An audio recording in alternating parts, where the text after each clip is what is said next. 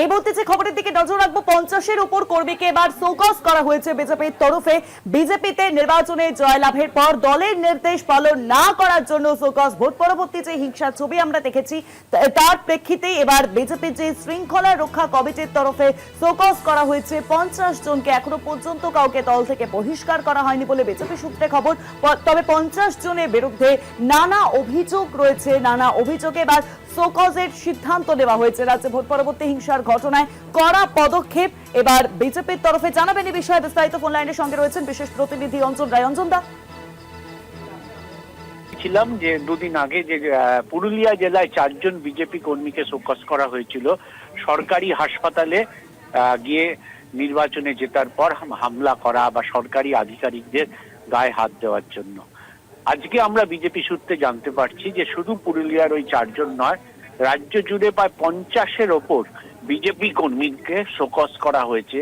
মূলত দলের নির্দেশ অমান্য করার জন্য এই শোকজ।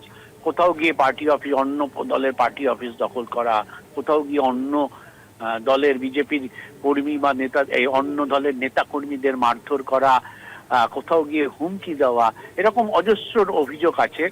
আপাতত সবাইকেই শোকজ করা হয়েছে বলে আমরা শৃঙ্খলা রক্ষা কমিটির পক্ষ থেকে আমরা জানতে পেরেছি। এখনো পর্যন্ত দল থেকে কাউকে বহিষ্কার করা হয়নি। শোকজের জবাব চাওয়া হয়েছে প্রত্যেকের কাছে।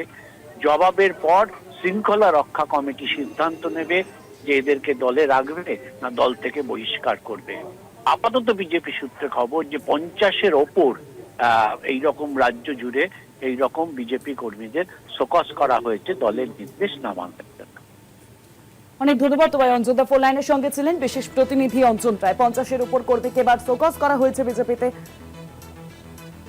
তবে কাউকেই দল থেকে বহিষ্কার করা হয়নি, শোকজ করা হয়েছে এমনটাই জানা যাচ্ছে। নির্বাচনে জয় লাভের পর দলের শৃঙ্খলা ভঙ্গের অভিযোগে এবং আমরা দেখেছি যে বিভিন্ন জায়গায় যে ভোট পরবর্তী অশান্তির ছবি সামনে এসেছে, সেখানে বহু বিজেপি কর্মী সমর্থকেরা তারা একেবারে তৃণমূল কংগ্রেসের বুথ দখল থেকে শুরু করে একাধিক যে অভিযোগ সামনে এসেছে, সেই অভিযোগের প্রেক্ষিতেই এবার কড়া সিদ্ধান্ত নেওয়া হয়েছে রাজ্যের তরফে, রাজ্য বিজেপির তরফে।